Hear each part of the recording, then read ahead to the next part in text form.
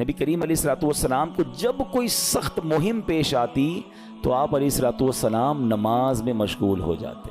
جب میں خود اس آیت کی کچھ دنوں پہلے تیاری کر رہا تھا تو بڑا ایک نیا کہتے ہیں نا نیا باب آنکھوں کے سامنے کھلا کہ یقیناً جب ہم پرابلم میں آتے ہیں ہم دعا بھی کرتے ہیں, ہم لوگوں سے بھی کہتے ہیں, مگر کیا ڈائریکٹلی ہم نماز کی طرف جاتے ہیں؟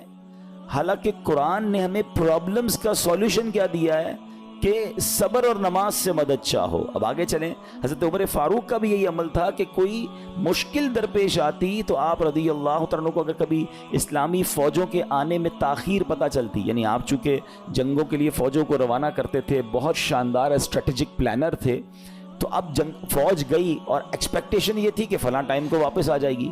اس زمانے میں ٹیلی فون تو تھا نہیں, انٹرنیٹ تو تھا نہیں کہ لوکیشن شیئر ہو جائے گی یا کال آ جائے گی کہ سر ہم یہاں رکے ہوئے ہیں. اب ٹائم ہو جاتا اور فوج واپس نہ آتی نا, تو آپ اب اس کو کیا کرتے کہ اب پتہ تو نہیں کیا ہوا ان کے ساتھ, خیریت سے آ جائیں, تو آپ نماز میں مشغول ہو جاتے, نماز کے لیے کھڑے ہو جاتے. اب کیا ہمارے ساتھ کبھی ایسا ہوتا ہے کہ ہمارا بچہ کہیں گیا ہے, اس کی خبر نہیں آ رہی, یا کوئی چیز ہماری آنی ہے ابھی تک پہنچی نہیں ہے, یا کوئی اچھی نیوز نہیں آ رہی ہے, تو ہم کیا اس کے لیے نماز کی طرف جاتے ہیں؟ یہ نبی پاک کا ہمیشہ معمول رہا. حضرت عبداللہ بن محمد حنفیہ رحمۃ اللہ تعالی علیہ فرماتے ہیں کہ میں اور میرے والد ایک انصاری رشتہ دار کے پاس عیادت کرنے گئے. جب نماز کا وقت ہوا تو انہوں نے اپنے اہل خانہ میں سے کسی کو پکارا کہ اے لڑکی, وضو کا پانی لے آؤ اور ہمارے لیے نماز میں راحت پہنچاؤ, نماز پڑھ کر میں راحت پاؤں, جلدی سے وضو کا پانی لے آؤ. تو کہتے ہیں ہم نے ان انصاری شخصیت کے الفاظ پر بڑا تعجب کیا کہ نماز سے راحت کیسے ملتی ہے. تو انہوں نے کہا میں نے نبی پاک علیہ الصلوۃ والسلام کو فرماتے سنا ہے, اے بلال کھڑے ہو اور ہمیں نماز کے ذریعے راحت پہنچاؤ. It means نماز is relaxation for all of us. نماز is the way to solve your problem. آپ کو جب کوئی پرابلم آئے نا, آپ اللہ کی بارگاہ میں نماز کے لیے کھڑے ہو جائیں. مکروہ وقت نہیں ہے, آپ نوافل پڑھنا شروع کر دیں. آپ دیکھیں نماز ہیلپ کرے گی آپ کی, نماز سے آپ کے لیے راحتیں ہو جائیں گی. آپ کی حضرت عبد الرحمن بن عوف کتنے بڑے صحابی ہیں رضی اللہ تعالیٰ, یہ وہ صحابی ہیں کہ جو عشرۂ مبشرہ میں سے بھی ہیں, and he was billionaire on that time. سب سے امیر صحابہ میں جو نام آتے ہیں وہ حضرت عثمان غنی اور حضرت عبد الرحمن بن عوف رضی اللہ تعالیٰ کے نام آتے ہیں. آپ کا ایک بار بے ہوشی غشی طاری ہوئی, ٹھیک ہے, انکانشیس ہو گئے آپ, تو آپ کی والدہ نے کیا کیا؟ آپ کی والدہ, لوگ سمجھے کہ آپ کی جان نکل گئی ہے, آپ کی والدہ مسجد کی طرف چل پڑیں تاکہ وہاں جا کے نماز پڑھیں اور اس سے مدد حاصل کریں. جب حضرت عبد الرحمن بن عوف کو ہوش آیا نا, تو لوگوں نے کہا کہ آپ کی طبیعت کیسی ہے؟ تو آپ نے کہا کیا مجھ پر غشی طاری ہو گئی تھی ہیں؟ تو کہا جی. تو کہتے ہیں بے شک میری بے ہوشی میں میرے پاس 2 فرشتے آئے اور کہنے لگے تم چلتے نہیں کہ ہم تمہیں خدا کی بارگاہ میں لے جائیں اور تمہارے بارے میں فیصلے لیے جائیں؟ دوسرے فرشتے نے کہا انہیں لوٹا دو, یہ ان افراد میں سے ہے جن کے لیے ان کی ماؤں کے پیٹ میں ہی سعادت مندی لکھ دی گئی تھی, اور ان قریب اللہ تعالیٰ ان کے ذریعے ان کی اولاد کو جب تک چاہے گا نفع دے گا. اس کے بعد آپ رضی اللہ تعالیٰ 1 مہینہ مزید زندہ رہے, اس کے بعد انتقال ہوا. تو پتہ چلا کہ آپ کی والدہ نے نماز پڑھی, اللہ سے مدد مانگی, اور آپ کو اللہ نے ایک نئی زندگی عطا فرمائی. تو آپ اپنی زندگی میں اس پریکٹس کو آج اس آیت سے دیکھیں, ہم نے کرنا کیا ہے. ہم جب بیان میں آئیں تو صرف بیان نہیں سننا ہے, ہم نے اللہ نے مجھے کہا کیا ہے. ہم اس ٹاپک کو لے کے اسی لیے چل رہے ہیں نا کہ میرے رب نے ڈائریکٹلی مجھ سے کیا بات کی ہے. تو آج اس آیت میں یہ لیسن مل رہا ہے کہ جب کسی پرابلم میں ہیں, کلیمٹی میں ہیں, تو اللہ کی طرف جانا ہے اور نماز سے مدد چاہنی ہے. وَاسْتَعِينُوا بِالصَّبْرِ وَالصَّلَاةِ. اچھا اب آپ دیکھیں پیارے آقا کی نماز کی کیسی عادت تھی. بادل گرجتے تھے, آندھی چلتی تھی, کسی بری خبر کی اطلاع آ رہی ہوتی تھی, نبی پاک نماز کی طرف چلے جاتے. اچھا آپ مجھے بتائیں نماز استسقاء کیا ہے؟ بارش نہیں ہو رہی ہے, پیارے آقا نماز پڑھا رہے ہیں. سورج گہن ہو رہا ہے, نبی پاک نماز پڑھا رہے ہیں. چاند گہن ہو رہا ہے, پیارے آقا نماز کی طرف. یعنی کس قدر اللہ کی طرف رجوع ہے. And whenever anything bad happen یا گوئنگ ٹو بیڈ ہیپن, ہونے والی لگ رہی ہے, کچھ بڑا ہونے والا ہے, ہمیں بھی تو خبریں آ رہی ہوتی ہے نا کہ بھائی کل بہت شدید بارش ہوگی, اللہ نہ کرے کوئی اور بری خبر ایکسپیکٹیشن ہے, آپ کو کاروبار میں کوئی ایسی خبر آنے کا ڈر ہے, یا آپ کی کوئی شپمنٹ جاری ہے, واٹ ایور آپ چاہتے ہیں ہر چیز بہتر ہو جائے. قرآن نے فارمولہ دیا نا, وَاسْتَعِينُوا بِالصَّبْرِ وَالصَّلَاةِ. اللہ نے ڈائریکٹلی مجھے اور آپ کو کہا ہے. تو from now on words make your practice کہ میں نے انشاءاللہ نماز سے مدد لینی ہے. اور آپ اپنی آنکھوں سے دیکھیں گے اور آپ اللہ سے عرض بھی کریں کہ اللہ تو نہیں قرآن میں کہا ہے مدد لے, میں نے کھڑا ہو گیا نماز کے لیے. تو نماز سے آپ نے مدد لینی ہے. اچھا اب اس کے بعد آیت کا جو سیکنڈ پارٹ ہے کہ صبر سے بھی مدد لینی ہے. اور آگے کیا فرمایا؟ ان اللہ مع الصابرین, اللہ صابروں کے ساتھ ہے. سبحان اللہ. اس کا مطلب یہ ہوا کہ اللہ تعالیٰ اپنے علم و قدرت کے ساتھ ویسے تو ہر کسی کے ساتھ ہے، لیکن یہاں صبر کرنے والوں کا خاص ذکر اس لیے ہوا تاکہ انہیں معلوم ہو جائے کہ اللہ تعالیٰ ان کی مشکلات کو دور فرما دے گا. مگر کرنا کیا ہے؟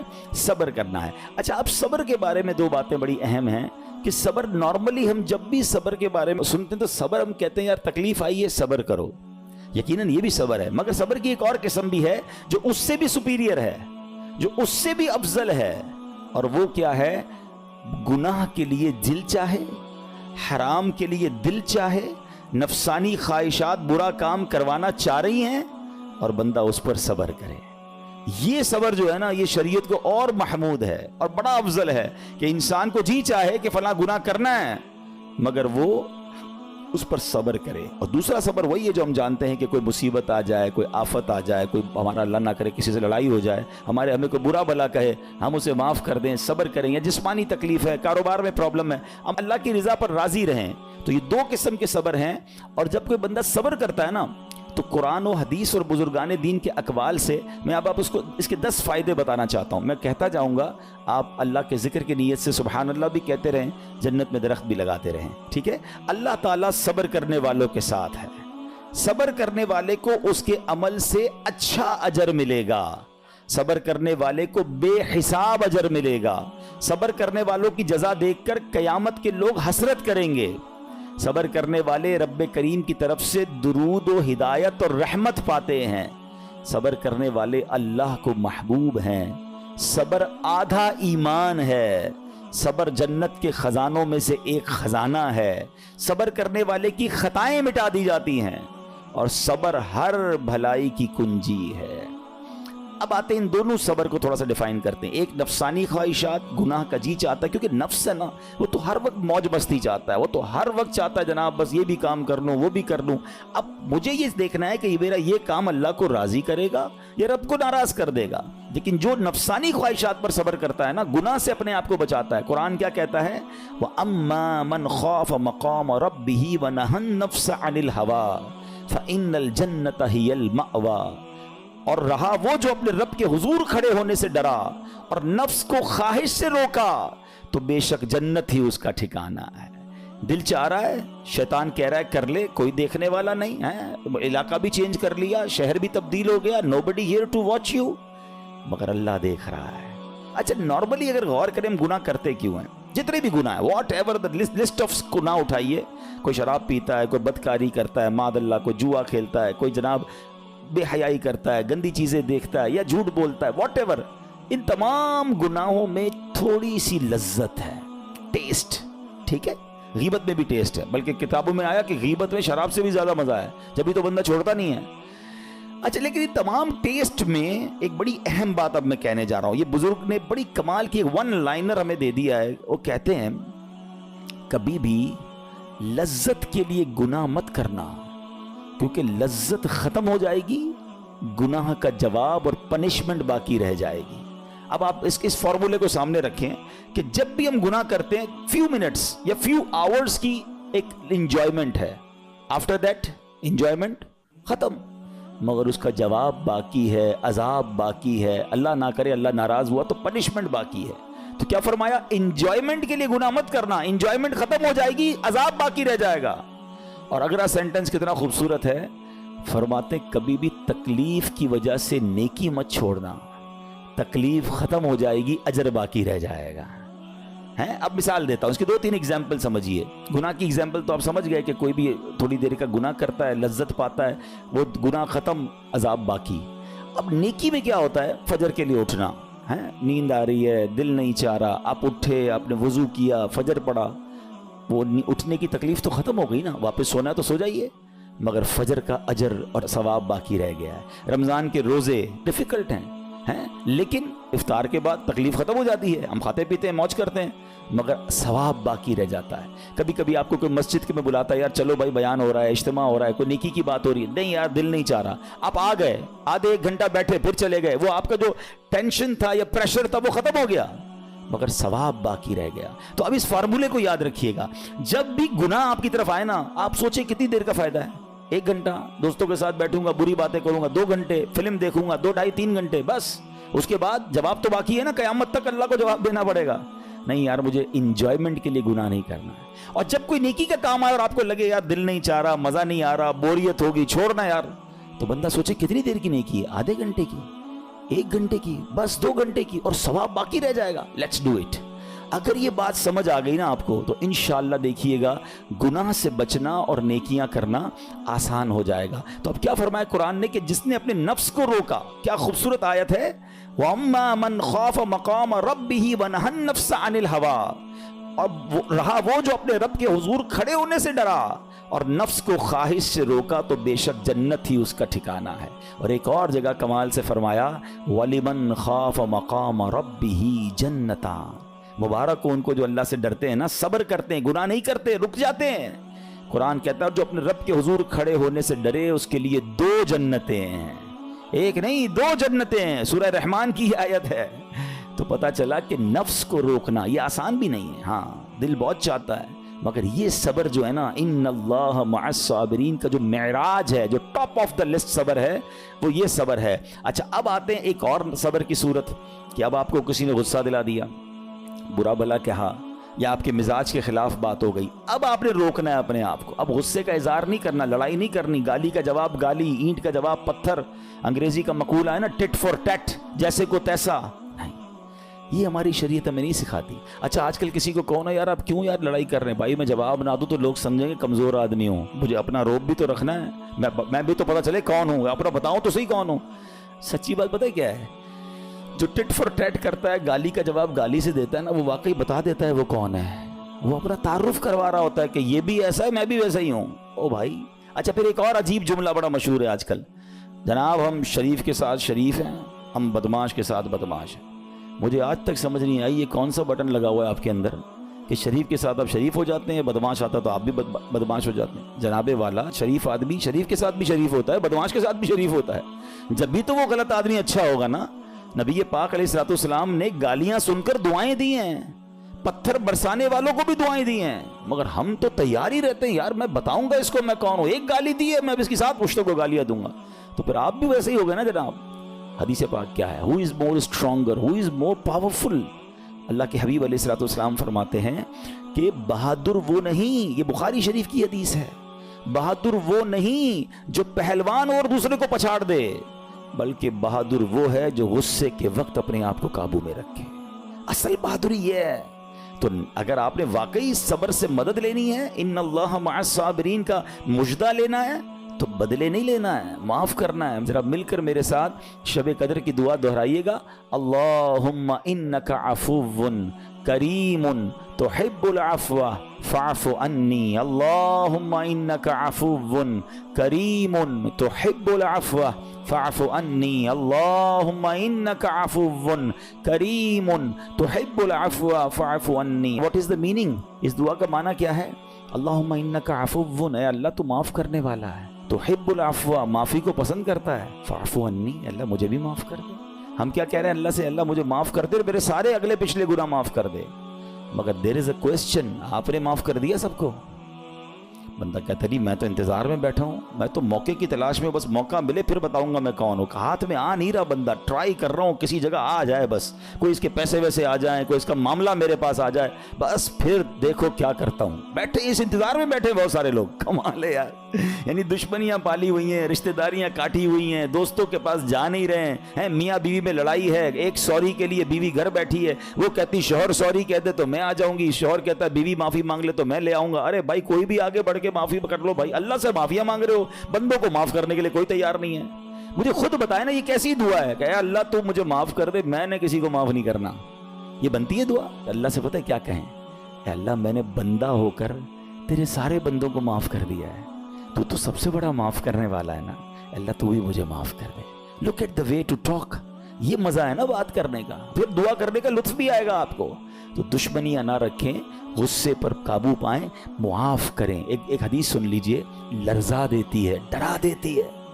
अल्लाह के नबी अलैहिस्सलाम फरमाते हैं जो रहम नहीं करता उस पर रहम नहीं किया जाता, हदीस का खुलासा है, और जो माफ नहीं करता उसे माफ नहीं किया जाता। اب بتائیے ہم معاف کرتے ہیں؟ ہم رحم کرتے ہیں؟ ہم کہتے ہیں اللہ ہم پر رحم کرے، ہم کسی پر رحم نہ کریں. نہیں ہوگا رحم. پہلے اپنے اندر تو لائیے یہ باتیں. اب ایک آیت سنیے گا اس کے تحت ایک واقعہ، اور پھر میں بیان کو کنکلوڈ کرتا ہوں. اللہ کریم ارشاد فرماتا ہے الذین ينفقون فی السراء والضراء والکاظمین الغیظ والعافین عن الناس واللہ یحب المحسنین. قرآن میں رب فرماتا ہے وہ جو خوشحالی اور تنگ دستی میں اللہ کی راہ میں خرچ کرتے ہیں. یہ بڑی خوبصورت بات ہے. یہ غریب اسلامی بھائیوں کے لیے بھی مدنی پھول ہے. امیر تو خرچ کرتا ہے نارملی، غریب خرچ نہیں کرتا اللہ کی راہ میں. ہمارے قبلہ مفتی قاسم صاحب نے تفسیر قرآن صراط الجنان میں ایک بڑی پیاری بات لکھی. آپ کہتے ہیں پوری دنیا کے امیروں کا سروے کر لینا، ان کی جو پیسے بڑھنے کی ایک وجہ یہ بھی ہوتی ہے کہ وہ کہیں نہ کہیں چیریٹی کر رہے ہوتے ہیں، مدد کر رہے ہوتے ہیں. وہ مدد اور وہ نیکی ان کے پیسے بڑھا رہی ہوتی ہے. اور پوری دنیا کے غریبوں کا سروے کریں تو ان میں سے بڑی تعداد وہ جو خرچ ہی نہیں کرتی اللہ کی راہ میں. کہتے ہیں ہم کیا خرچ کریں، ہم تو غریب ہیں، ہم پر لوگ خرچ کریں. میں آپ کو فارمولہ دے رہا ہوں اور یہ قرآن سے دے رہا ہوں. جو تنگی میں بھی اللہ کی راہ میں خرچ کرتے ہیں، جو خوشحالی میں بھی خرچ کرتے ہیں. آپ تنگی میں آپ روپیہ خرچ کریں، یہ نہیں کہتے آپ 10,000 روپے خرچ کریں، جتنی آپ کی حیثیت. یہ کاروبار ہے، آپ 1 روپیہ دیں گے اور آئے گا، آپ 10 روپے دیں گے اور آپ کسی نہ کسی نیکی کے کام میں خرچ کرتے رہیں. آپ غربت سے باہر آ جائیں گے. If you want to take out yourself from that problem, آپ آئیں اللہ کی راہ میں خرچ کرنا شروع کریں. قرآن کہہ رہا ہے کہ جو تنگی اور خوشحالی میں اللہ کی راہ میں خرچ کرتے ہیں. اور اگلا پارٹ کتنا خوبصورت ہے، فرمایا والکاظمین الغیظ والعافین عن الناس. فرمایا اور غصہ پینے والے اور لوگوں سے درگزر کرنے والے. انعام کیا ہے؟ واللہ یحب المحسنین، اور اللہ نیک لوگوں سے محبت فرماتا ہے. اور پھر ہاں زندگی میں کلیمٹیز، پرابلم، بیماریاں، مشکلیں، قرآن خود کہتا ہے کہ من قریب تمہیں آزمائیں گے. کبھی بیماری آئے گی، کبھی بھوک آئے گی، کبھی مال کم ہو جائیں گے، کبھی ڈسٹربنس آئے گی، خوف آ جائے گا. تو بی ریڈی فار دیٹ. صبر کرنا ہے، کیونکہ اللہ نے فرمایا وبشر الصابرین، صبر کرنے والوں کے لیے خوشخبری ہے. تو اللہ کرے کہ یہ بات ہمیں سمجھ آ جائے اور ہم اس آیت پر عمل کرنے والے بن جائیں تو زندگی بڑی آسان ہو جائے گی. یہاں ایک میں عقیدے کی بات بھی کلیریفائی کر دوں. کچھ لوگوں کو بعض اوقات کنفیوژن ہوتی ہے یا لوگ کنفیوژن کریٹ کرتے ہیں. مجھے ایک بات بتائیے گا کہ اللہ کیا کہہ رہا ہے؟ وَاسْتَعِينُوا بِالصَّبْرِ وَالصَّلَاةِ. اے ایمان والو صبر سے اور نماز سے مدد چاہو. کیا صبر اور نماز خدا ہیں؟ بتائیے. نہیں ہے نا، اللہ تو نہیں ہے. ہم صبر اور نماز کی عبادت تو نہیں کرتے. تو جب قرآن کہہ رہا ہے کہ صبر اور نماز سے مدد مانگو تو غیر اللہ سے مدد مانگنے کا درس تو ہمیں قرآن دے رہا ہے. تو اس کا مطلب یہ ہوا کہ اللہ کے سوا کسی چیز سے یا کسی شخصیت سے مدد لینے کا مقصد یہ نہیں ہوتا کہ ہم اس کی عبادت کر رہے ہیں. اگر آج کے دور میں کوئی اللہ کے نبی سے کہتا ہے کہ یا رسول اللہ انظر حالنا، یا بھر دو جولی میری یا رسول اللہ، تو یہاں کوئی شرک کی بات نہیں ہے. کیوں کہ یہاں یہ نیت نہیں ہے کہ ہم ان کو خدا مان رہے ہیں، یا یہ بھی نیت نہیں ہے. ایک عقیدہ کلیئر کر دیتا ہوں. پوری دنیا میں عاشقان رسول کا یہی عقیدہ ہے کہ کوئی نبی، کوئی صحابی، کوئی ولی اپنی طرف سے کسی کو کچھ نہیں دے سکتا. وہ سب رب کے محتاج ہیں. اللہ کسی کا محتاج نہیں ہے. جو اللہ کا ہے وہ اس کا اپنا ہے. ہاں اللہ نے اپنے مخصوص بندوں کو کچھ عطائیں کی ہوئی ہیں، کچھ پاورز دیے ہوئے ہیں. وہ اللہ کی عطا سے اگر کسی کو تقسیم کرتے ہیں تو اس میں کوئی پرابلم نہیں ہے. قرآن کہہ رہا ہے اے ایمان والو صبر اور نماز سے مدد چاہو. یہاں ایک اور بات سمجھنی ہے. دنیاوی طور پہ بھی کیا ہوتا ہے کہ آپ کسی باس ہوتا ہے اپنے کسی مینیجر کو پاور آف اٹارنی دے دیتا ہے کہ یہ تمہارے پاس اس پراپرٹی کا پاور ہے، تمہارے پاس فلاں چیز کا پاور ہے. وہ اس پاور کے بہاف پر وہ کام کر دیتا ہے، مگر کوئی یہ نہیں کہتا کہ he is the owner. Actually he have attorney, he have power of attorney. بالکل ہمارا بھی عقیدہ یہ ہے کہ اللہ نے اپنے کچھ مخصوص بندوں کو، اپنے پیاروں کو کچھ اختیارات عطا فرمائے ہیں، اور جب وہ ان اختیارات پر عمل کرتے ہیں تو ایکچولی وہ اللہ ہی کی عطا ہے. ہاں دنیا میں اگر کوئی یہ سمجھتا ہے کہ کوئی شخصیت یا کوئی بزرگ یا کوئی اللہ والے اپنی طرف سے دیتے ہیں، رب کا اس میں کوئی دخل نہیں، تو یہ شرک ہے. یہ بات درست نہیں ہے. ہمارا سب کا عقیدہ یہ ہے